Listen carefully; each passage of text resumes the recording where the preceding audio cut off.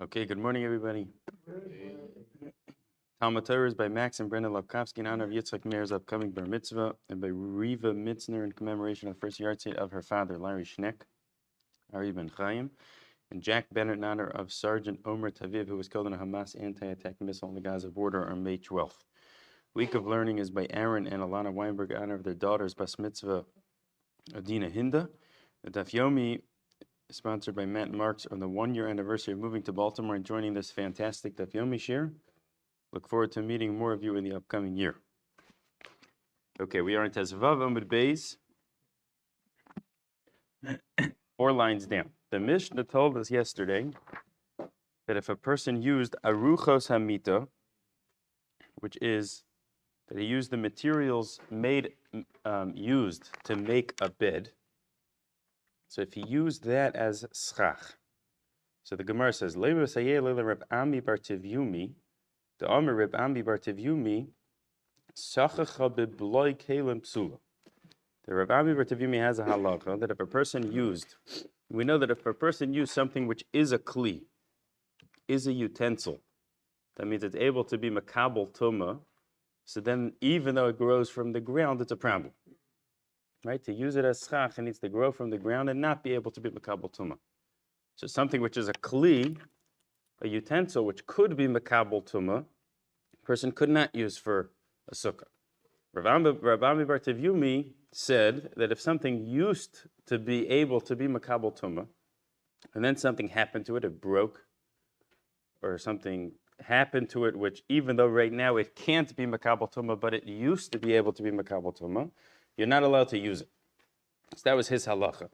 So the Gemara is saying that the Mishnah said the materials used to make up the bed frame, which means the wood used to make up the bed frame, so let's say almost like an upside down U. In other words, you have a platform with something that makes up the legs. The Mishnah said you're not allowed to use that. So that would be a raya to Riva Mitzner In, that even though right now it's not a kli, because by itself seemingly it can't be used for anything productive, but since it came that it was attached to other materials which made up the whole bed frame, so it used to be a kli. So if the Mishnah is saying you're not allowed to use part of the bed frame, that would be a support for the halacha that something that came from a kli, which right now is not a kli, cannot be used for schach. Umar says, no, it's not a clear proof. Kedamar Rav Chanan Amar Rebbe Barucha v'shtei kroim b'ktsara v'shtei kroim. Hachanami Barucha v'shtei kroim b'ktsara v'shtei kroim. No, you could say the case of the Mishnah. So I'm sorry, I made one mistake.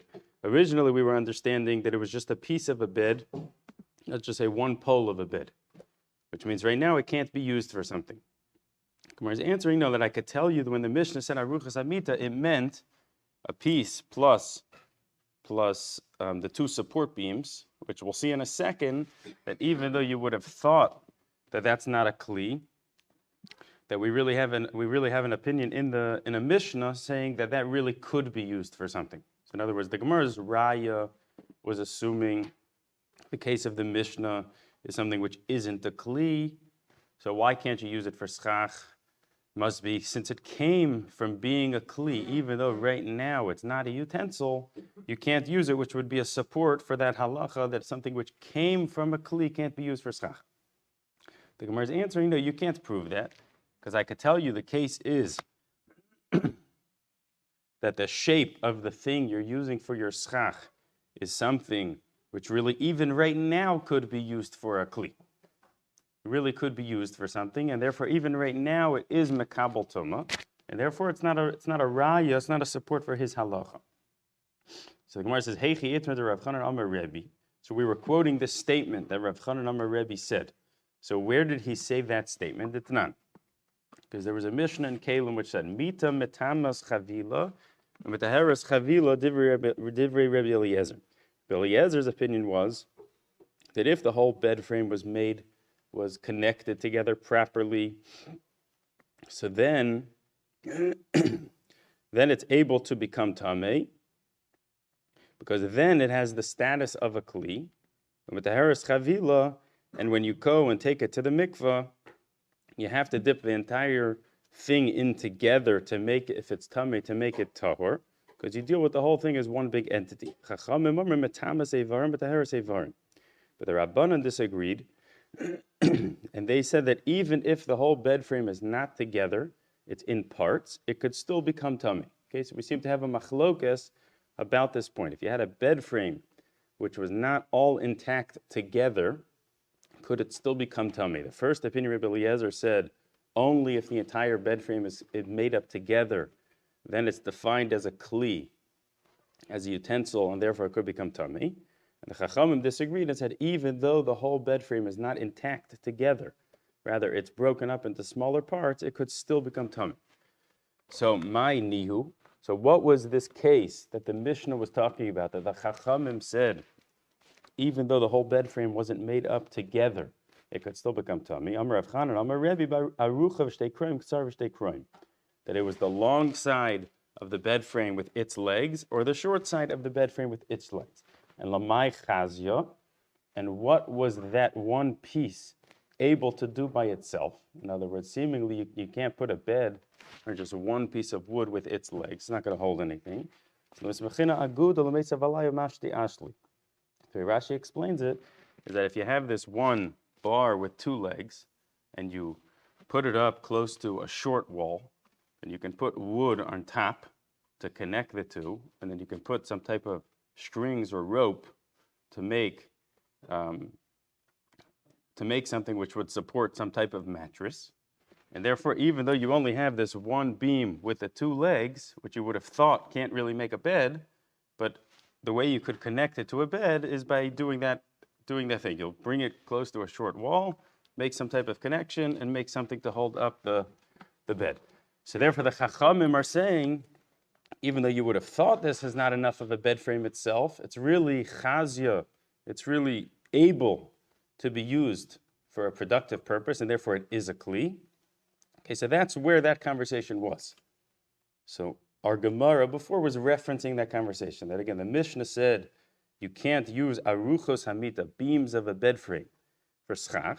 So we thought you can't use it even though right now it's not fit for anything, which would prove to us that something which came from a kli, even though it's not a kli today, still can't be used for schach. And the Gemara said, no, that I could tell you the cases like this case, which is something which, since you have the beam and the two legs, you really could use that together with a short wall to make a bed, and maybe that's why the Mishnah said you can't use it for schach. So it's no raya, it's no support for the halacha, which said, even though today it's not a kli, since it came from something which was a kli, you can't use it for schach. You can't prove that from the Mishnah, because the case of the Mishnah could be that today it's also a kli. Okay, Gufa, Amar Rav Ami bar Yumi. So Rav Ami bar Yumi said his halacha. So we were just discussing, can I prove his halacha from the Mishnah?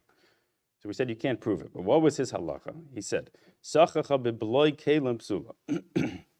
That if a person used the worn out pieces of a kli, in other words, something which was a kli, which now is not fully intact, but the materials came from something which was a utensil, you're not allowed to use that for schach. My bloi kelim. What would be an example of what he's talking about?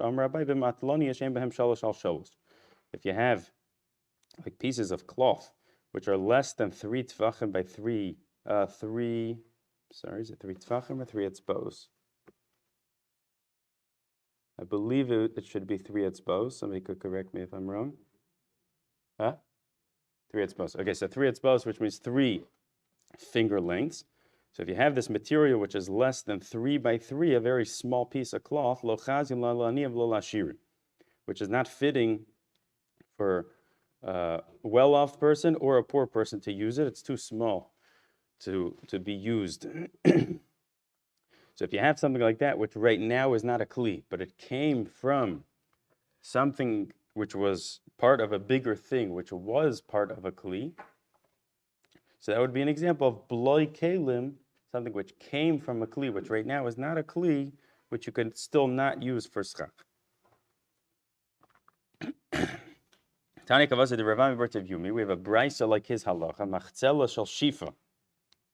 if you have a mat made out of different types of material, shifa v'shal gemi.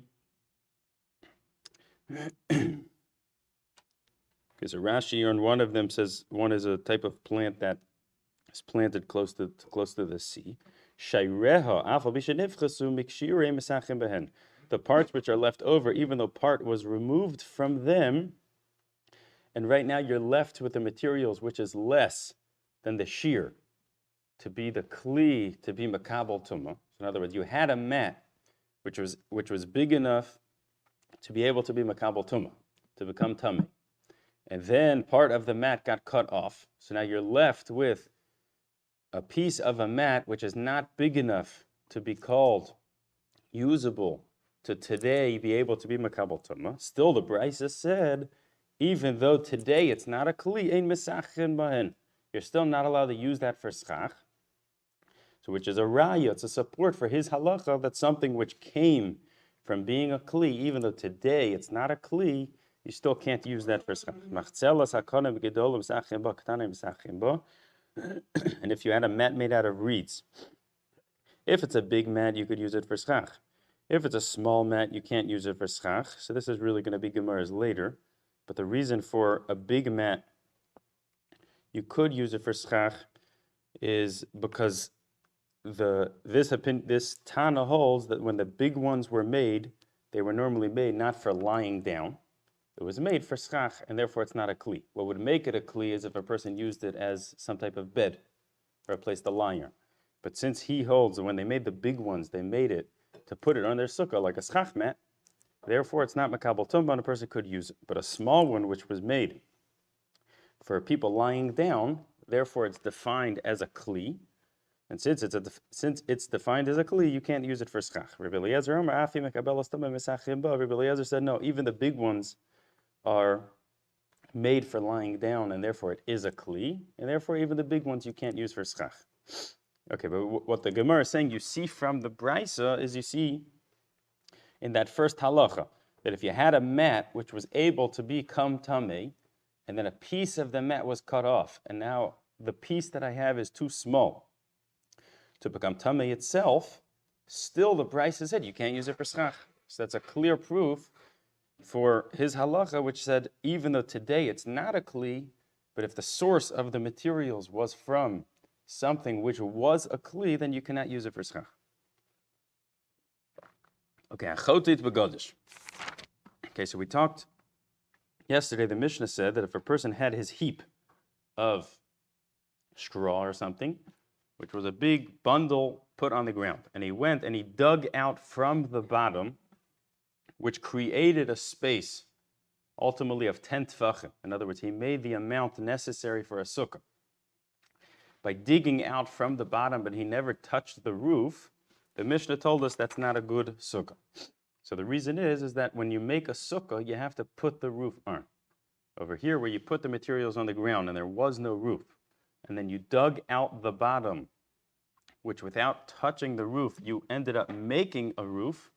You made a roof by digging out the bottom, the floor, instead of actually putting on the roof. The Mishnah says that's not a good sukkah. Chalal tefach b'meshech shiva. The only time the Mishnah said that's a problem is when you put it down, there wasn't at least a tefach of space on the shiur sukkah, which means the minimum size of a sukkah is 7 tefachim by 7 tefachim a square. So Rav Huna is saying the only time the Mishnah said it's a problem is that there wasn't even a tefach of airspace in this bundle, the size of a minimum size sukkah, which is 7 by 7. But if you had a tefach of space, when you put the bundle down, there was a tefach of space. Then, if it's by 7 by 7, a tefach of space, then it's okay.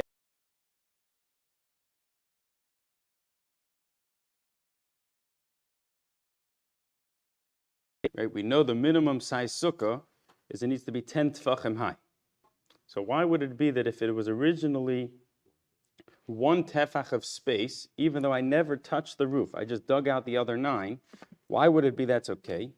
So from this Gemara, you seem to see that the definition of something being called schach doesn't have to do with it covering 10 tefachim of open space. The definition of being called schach is it needs to cover at least 1 tefach of open airspace. That's called, it's being mesachech over a place. It's providing shade for that place. Even though your sukkah would not be kosher if you left it like that, but that's called when I put down my heap and there was a 1 tefach space which the next layer was covering, that's called I put down schach. I put down schach on a sukkah which happens to not be kosher today. Then what did I do? I dug out the other 9, which made my sukkah kosher. But that's still called, when I put down that heap initially with the 1 tefach space, that's called I was mesachech. I put down kosher materials for a sukkah, which was covering some level of open space. Then I dug out the rest. The Mishnah is saying that's okay. Tosfos here points out an interesting thing, that in the Gemara Daf Yud, you had a Gemara about 2 sukkahs on top of each other. So over there was a whole disagreement about how big, about what was the height of the upper sukkah. Okay, so there's a 3-way disagreement over there. One of the opinions was Rav Huna, who over there said 1 tefach. So Tosfos says he's not sure if the 2 things are connected. In other words, the opinions over there who disagreed and said the upper sukkah will only create a problem if it's more than a tefach, would they also disagree over here and say that when you initially put that bundle down, it needed to be covering more than 1 tefach of space? Or does everybody agree over here? Is there 2 different conversations? One conversation is 1 sukkah on top of a second sukkah, and over here it's a different conversation, where here there's only 1 sukkah. Maybe everybody agrees in defining what's called making schach, you only need 1 tefach. And in that Gemara, where it's the question of 1 sukkah nullifying the other sukkah, maybe that's where you have a 3-way disagreement about what is the height of the upper sukkah to passel the bottom sukkah. We have a brisa which says that if a person digs out the bottom without affecting the roof, he digs out the bottom, which makes a space that now he has a roof, harei ze sukkah. The brisa says it's a good sukkah. What do you mean? V'anan tanan ein a sukkah. But the Mishnah says it's not a good sukkah. So what's the brisa talking about? Elav shma mino k'de Rav Huna shma mino. Where it says Rav Huna would be the answer to this question. The Mishnah was talking if when you put down that bundle, there was no space, and therefore when you put it down, it wasn't called schach. If by digging out the bottom, you turned it into schach, that's a problem. The brisa, which said it's okay, is talking in a case where when you put it down, there was already a tefach of space, so it was called schach. But there's just a problem that even though it's called schach, your sukkah is not big enough, so you dig out the bottom. Once you made your sukkah 10 tefachim high, so then it's a kosher sukkah. Ika de Ramula Mirma, some had this conversation presented a little differently. Some had it as the following. The Mishnah says digging out the bottom is not a good sukkah. Vatanya harezu sukkah, but the brisa said it is a good sukkah. Omer afuna lo kasha. Kan sheisham chalal tefach meshach shiva, kan sheisham chalal tefach meshach shiva. Funa said, no, the Mishnah is talking if there wasn't a tefach of space when you put it down. The brisa is talking where there was. So in other words, the first version was Rav Huna talking on the Mishnah, saying the Mishnah is only true if when you put it down there wasn't a tefach of space. Then the Gemara followed up and said, this will answer a question we had. Because we had a contradiction between the Mishnah and the brisa. Because of it, Rav Huna just told me I can answer the question. Depends, was there a tefach of space when you put it down? The second version the Gemara is bringing is that we started with a question, a stira, contradiction between the Mishnah and the brisa, and Rav Huna answered the question for us. The first version was he said something, and we said, that can answer our question. Second version was said is that we presented it as a question, and Rav Huna came and answered the question for us. Okay, says the Mishnah, Mashal Shel Tefanos, Milamalo Lamato, person who's, the way Rashi described it is he's like weaving his walls. So he starts from the top by his schach, milamala lamata, and he's going down. But it would be the same thing if a person just had materials to make a wall. So in other words, his wall starts by his schach, but isn't going to get all the way to the floor.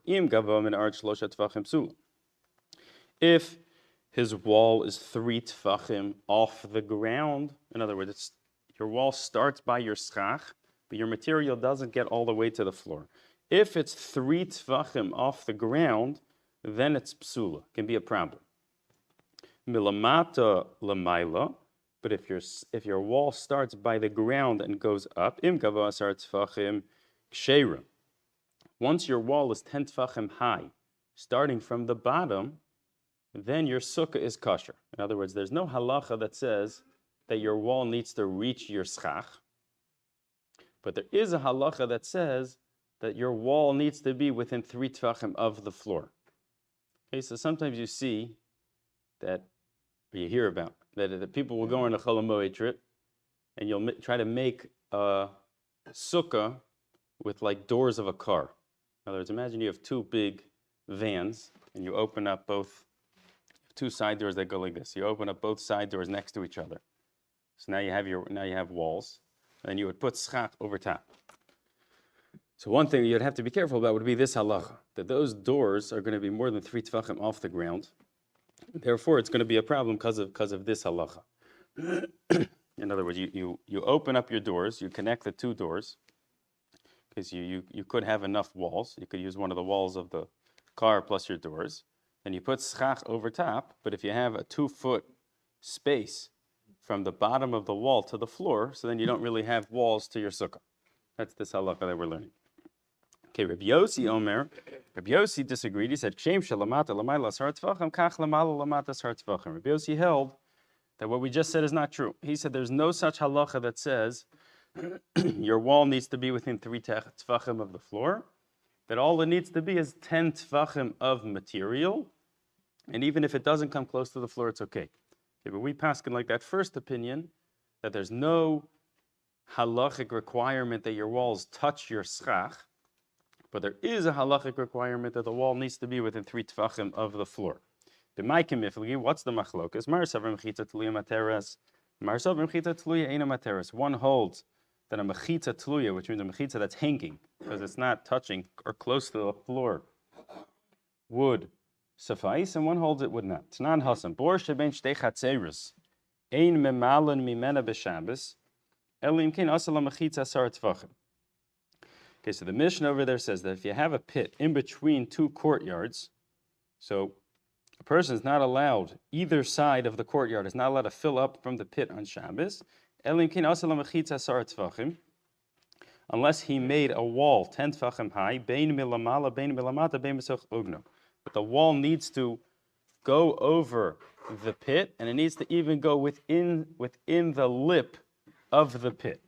So the reason is that if you have a pit, which is down the border line of 2 chatzeros, 2 different courtyards, so the problem is that the water really belongs to both sides.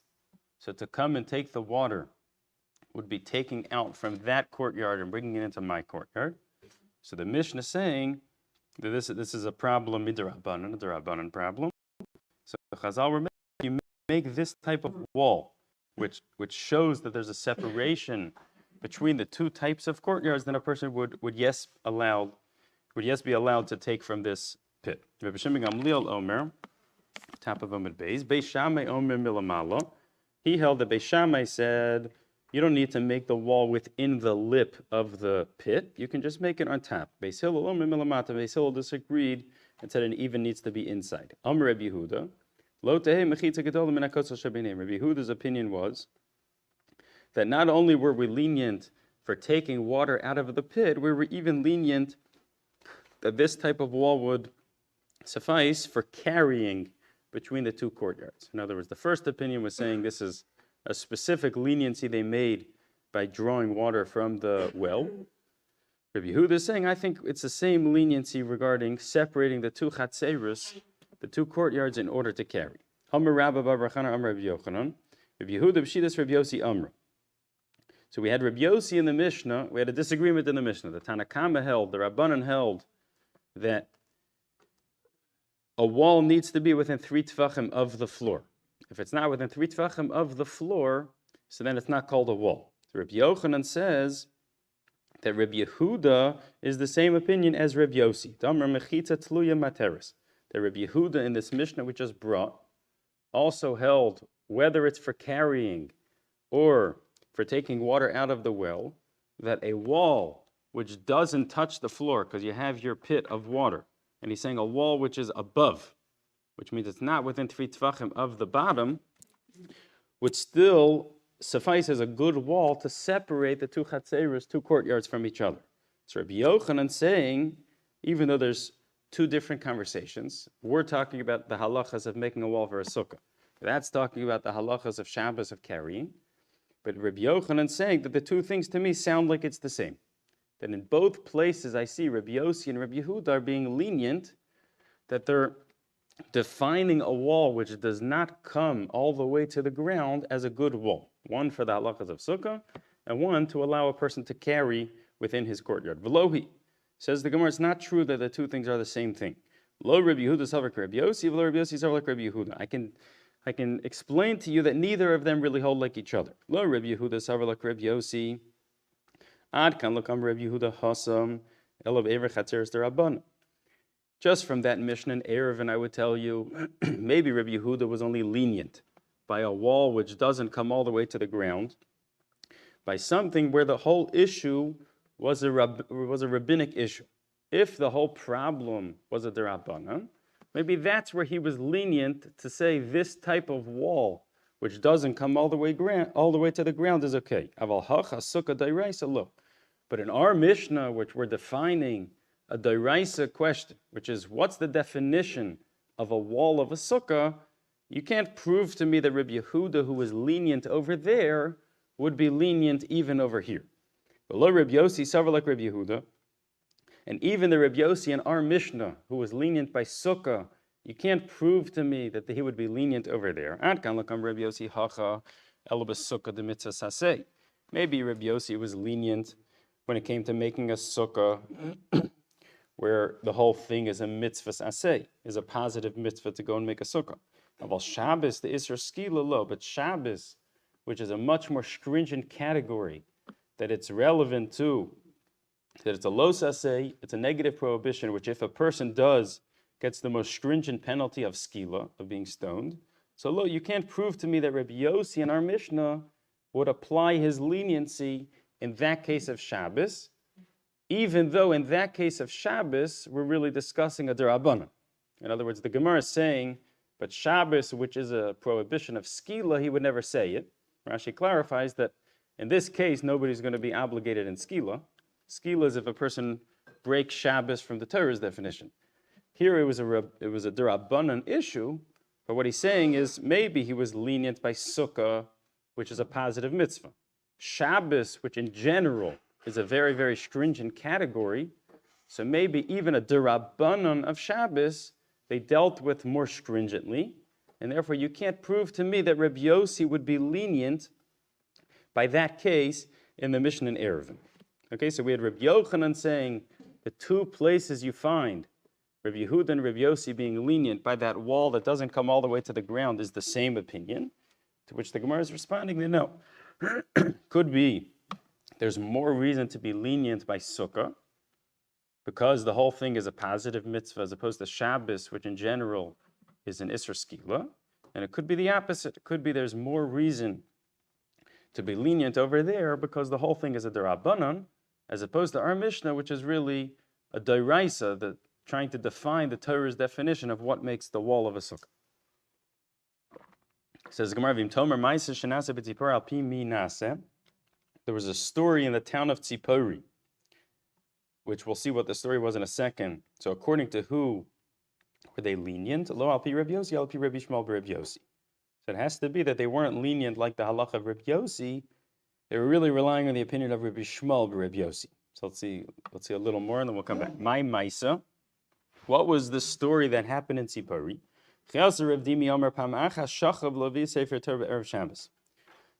They used to not keep the Sefer Torah in the shul, which Rashi explains that it was concerned that the government or people were going to know where the Sefer Torah was and try to steal it from them. They would keep it in a person's house. So one week, Erev Shabbos was busy, and they forgot to bring it to shul. Now the problem is, how do you get it to the shul on Shabbos? Okay, so if you have an Erev, everything's good. But they didn't have an Erev. Okay, so now we're stuck. Now, just to give a little bit of background, there's something called, there's houses, that's batim, which open into a chutzner, into a courtyard. Okay, just to give something to think about, imagine like Pickwick. Okay, you have a bunch of little apartments, houses, which open into their parking lot. That would be something similar to like a chutzner. Okay, chatzerus, courtyards, open up into a mavui, which is the next size street. So Pickwick pulls on to Willow Glen. Okay, that would be like a mashal of the different stages. A bunch of little houses which open into their parking lot, that's the batim into their chatzerus, their courtyard. And then the courtyard, they pull onto the next street, which would be the mavui. Okay, now all these things are still going to be defined as a rishus hayachid. So in other words, they're all private places, which if you have walls surrounding to make each of them a rishus hayachid, then min haTorah d'oraisa, a person could carry out of his Pickwick apartment into his parking lot, from his parking lot into Willow Glen, assuming there was walls. Now, it's a d'Rabbanan issue that a person can't carry from one rishus hayachid to another rishus hayachid. Okay? Now, if you don't have walls, then you run into bigger issues. So we happen to have an Erev. But if a person didn't have, if the city Erev was down for some reason, it would be a bigger issue to carry from the Pickwick apartment into the parking lot. Okay, but if you have mechitzas, so then everything's defined as a rishus hayachid. So the only problem is there's a d'Rabbanan issue that to carry from one rishus hayachid, one private place to another, you have to make an Erev. Okay, so you can make an Erev chatzerus, which means all the people in the courtyard would join together to make it that this courtyard now belongs to all of us, which would allow us to carry from our houses into our courtyard. Okay, so there was one time, Rashi has two different ways of saying the story, but either one is basically the same thing. Let's say somebody in a Pickwick apartment had the Sefer Torah. On the other side of the street, that's where the shul was. One of the buildings across the street in the parking lot was the shul. So we needed to get the Sefer Torah from this side of the parking lot in our apartments to across the street. Now the problem was there's all these other apartments which open up into the same chutzner, and we didn't make an Erev chatzerus, which means there's a d'Rabbanan issue that we can't carry into the parking lot to get the Sefer Torah out of my house to the parking lot into the shul. So Lamacher Pirsus Adina al Gabi Amudim. So what did they do? They brought some type of cloth and they put it on top of pillars. Ve'viu Sefer Torah v'karubo, and they brought the Sefer Torah to read it. I'll clarify in 1 second. Pirsus al Kadaitach Mechanevim b'Shabbos. First, the Gemara brought it as saying they went and they carried new materials. Asked the Gemara, how could they carry new materials from outside? You're not allowed to carry on Shabbos. No, Elamatzus Adina Pirsus al Gabi Amudim. No, they found that there was these cloths on pillars that were already there. They spread them out to accomplish what they were trying to accomplish. Now, what were they trying to accomplish? Rashi explains that they blocked off all the other apartments. So they basically isolated the only things which were open to this chutzner, this courtyard, was my house and the shul.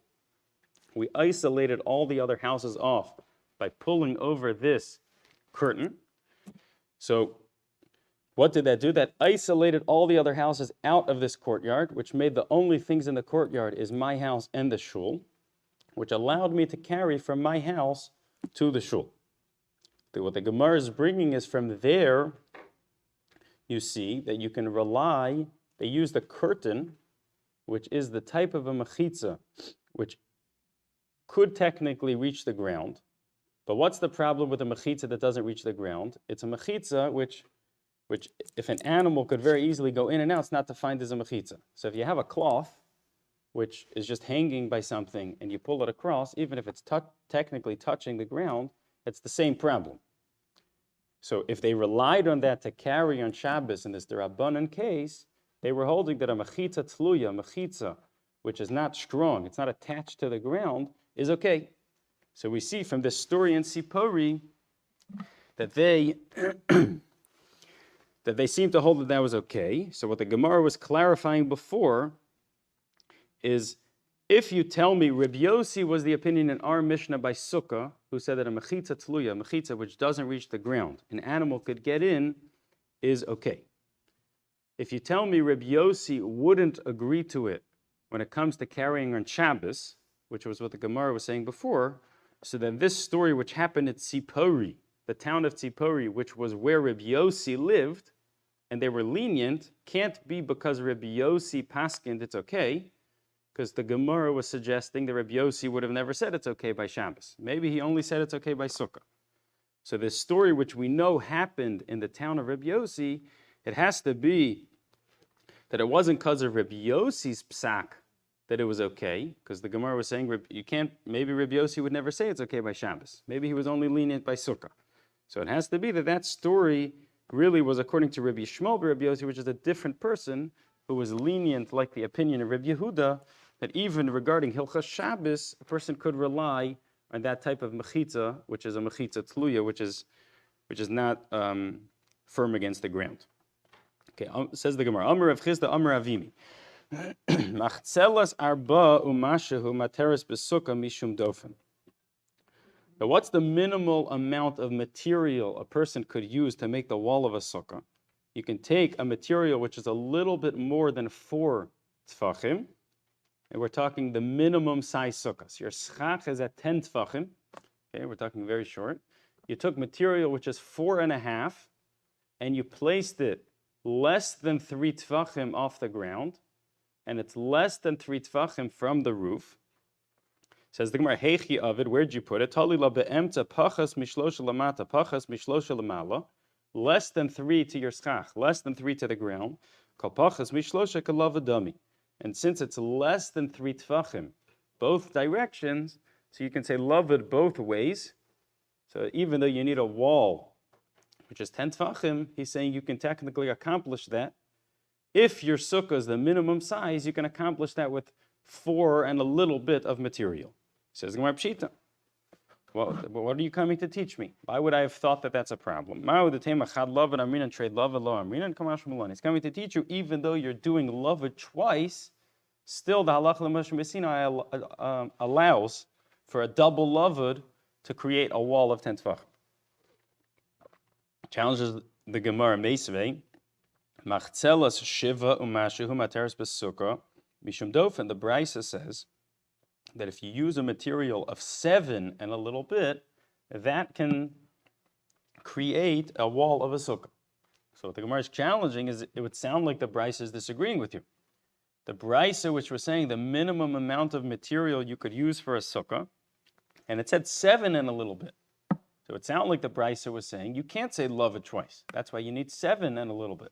Because if you're right, so then why would the Brisa say 7.5? It really should have said 4.5, 4 and a little bit. Gemara answers no. Kitan yahi besukkah gedola. Now he'll tell you the Brisa was talking about a sukkah which was not the minimum size sukkah. So let's say any of our sukkahs, your schach is 8 feet high. So what's the minimum amount of material that a person could use in that type of sukkah to make a wall 10 tefachim high? That the Brisa is saying 7 and a little bit. Take 7 and a little bit and you put it close to the ground. So you'll say 1 lavud, which will get it up to 10 tefachim, and then you're good.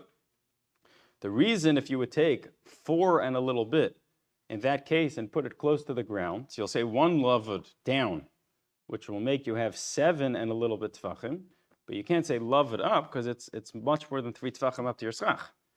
So in other words, his halacha was saying if it's a minimum size sukkah, you can say lavud twice, and you can really use 4 tefachim and a little bit to make it less than 3 both directions to be good.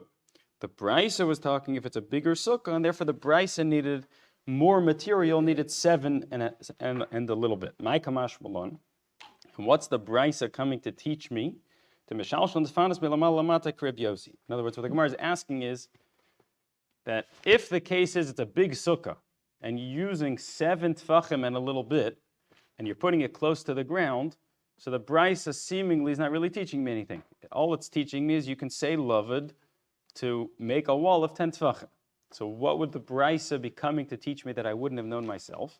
So Gemara is answering, no, the brisa is assuming like the opinion of Reb Yossi, and it's coming to say that even though your mechitza, your wall, is not close to the ground, because really what you're doing is you're doing 7 tfachim and a little bit close to your schach, and the one lavud is between your schach and your wall, still the brisa is coming to tell me it holds like the opinion of Rav Yossi that it's fine, which is a chiddush, because even though there's no material close to the ground, still the brisa is saying it's okay, which is not like the opinion we hold like, which is the Rabbanan that say there is a halacha that the wall needs to be within 3 tefachim of the floor.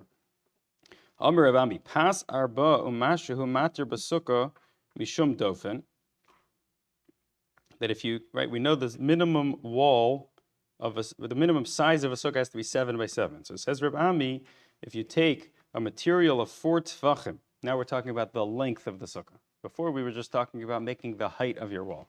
Now we're talking about making the length of your sukkah. So if you take a pasar ba, umashehu, material which is a little bit more than 4, matir b'sukkah mishum dofen. So you can make a sukkah by putting that umukim lei b'pachas mishlosha tefachim samach l'dofen, kol pachas mishlosha samach l'dofen kalavadami. So you have your material of 4 and a little bit, and you'll put it close to the other wall. So here's one wall, and I take my material of 4 and a little bit and put it here. I'll say lavud to fill in that space, and it'll end up, halachically, I have a wall of 7 tefachim. Says Gemara, my kamash malon, what are you coming to teach me that I wouldn't have known? Hakamash malon, shir meshech sukkah katana shiva. He's coming to tell you that the minimum shear of a sukkah is only 7 tefachim, and therefore, with 4 and a little bit, plus a lavud of 3, gets you to more than 7, and that will suffice for making the wall of a sukkah. Okay, we'll stop over here. I just wanted to mention, if anybody was interested, we have about 1 more week of the halachas of making a sukkah. Once you get to Chaf Dalet, Chaf Hey, really the Masechta moves on. If anybody was interested, you could tell me. I would be happy to prepare for like a summary of at least the most relevant halachas that come out of all these daf of building a sukkah. I think we would have to do it 1 weeknight probably. But I'm not going to spend the time putting it all together if nobody's going to come. So if anybody's interested, you can mention it to me, and we could try to work it out so that you feel like you walk away with a clear picture of what happened. Okay.